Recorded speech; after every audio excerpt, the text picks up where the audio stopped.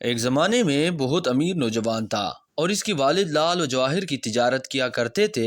اپنے حلقہ دوست و احباب میں اس کی بات چلتی تھی اور وہ اپنے دوستوں کے ساتھ انتہائی احسار و محبت سے پیش آتا تھا۔ بدلے میں وہ بے مثال انداز میں اس کی عزت و احترام کرتے تھے۔ دن گزرتے گئے، نوجوان کے والد کا انتقال ہو گیا اور خاندان بہت غریب ہو گیا۔ چنانچہ نوجوان نے اپنی خوشحالی کے دنوں کے پرانے دوستوں کو ڈھونڈنا شروع کیا۔ اسے پتہ چلا کہ اس کا سب سے پیارا دوست، جس کی وہ تکریم کرتا تھا، جس کے ساتھ اسے بہت پیار تھا، جو کبھی اس کی بات کو نہیں ٹالتا تھا، بہت زیادہ امیر ہو چکا ہے اور بہت زیادہ محلات اور جائیداد کا مالک بن چکا ہے۔ چنانچہ وہ اس کے پاس اس امید سے گیا تاکہ وہ اسے کسی نوکری پر رکھ لے یا پھر اس کے حالات بہتر کرنے کا کوئی راستہ تلاش کرنے میں اس کی مدد کرے۔ جب وہ محل کے دروازے پر پہنچا تو خادموں نے اس کا استقبال کیا۔ اس نے ان سے، گھر کے مالک سے، اپنے تعلقات اور ان کے درمیان پرانی محبت کا ذکر کیا۔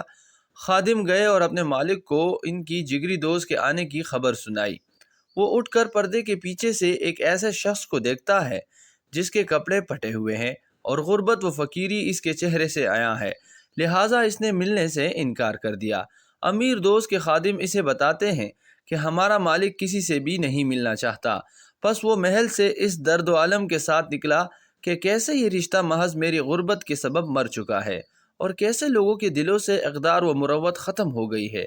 محل کے قریب اس نے دیکھا کہ 3 لوگ آپس میں بحث کر رہے ہیں، جیسے وہ کسی چیز کے بارے میں استفسار کر رہے ہو۔ وہ ان سے پوچھتا ہے کہ وہ کس بارے میں بات کر رہے ہیں۔ وہ اس کے والد کا نام لے کر کہتے ہیں کہ وہ فلاں ابن فلاں کو ڈھونڈ رہے ہیں۔ اس نے ان سے کہا کہ وہ میرے والد ہے اور وہ بہت عرصہ پہلے فوت ہو چکے ہیں، جس پر وہ بہت افسردہ ہوئے۔ وہ اس کے والد کی خوبیاں بیان کرتے ہوئے کہتے ہیں کہ اس کے والد لال و جواہر کے بہت بڑے تاجر تھے۔ ہمارے پاس مرجان کے قیمتی ٹکڑے ہیں جو اس نے امانت کے طور پر ہمارے پاس چھوڑے تھے۔ چنانچہ انہوں نے مرجان سے بھرا ہوا ایک بہت بڑا تھیلا اس کے حوالے کیا اور چل دیے۔ اس نوجوان پر حیرت طاری ہو جاتی ہے اور اسے اپنی آنکھوں اور کانوں پر یقین نہیں آتا کہ وہ اسے کیسے سچ مان لے۔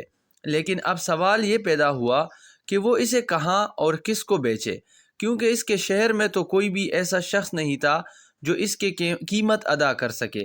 لہٰذا وہ کسی تاجر کی تلاش میں نکلا۔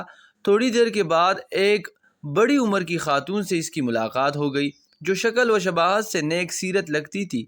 اس خاتون نے اس سے پوچھا کہ بیٹا، مجھے آپ کے شہر میں جوہری کی تلاش ہے، یعنی سونار کی، کہاں ملے گا؟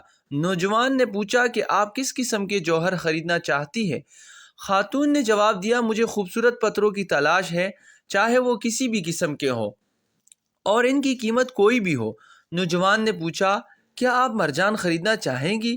اس نے کہا، میں بالکل خریدوں گی۔ نوجوان نے مرجان کے کچھ ٹکڑے تھیلے سے نکالے اور خاتون کے حوالے کر دیے۔ خاتون نے جب قیمتی پتھر دیکھے تو حیران رہ گئی اور وہ ٹکڑے خرید لیے، اور یہ کہتی ہوئی چلی گئی کہ وہ باقی والے ٹکڑے خریدنے کے لیے دوبارہ آئے گی۔ یوں نوجوان کے حالات میں بہتری آنے لگی اور اس کے تجارت بحال ہونے لگی۔